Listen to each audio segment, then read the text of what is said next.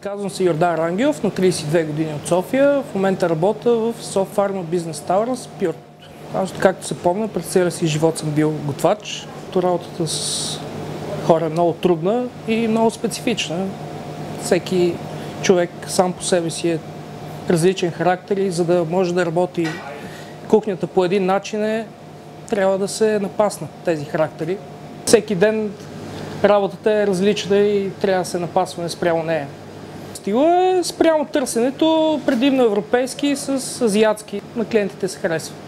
Любимата ми кухня е средиземноморска. Определено всичко свързано с Средиземноморието на мен ми харесва. Днес готвих филе от овраг с прясна паста с прошуто, зелени аспержи и малко сотирани зеленчуци.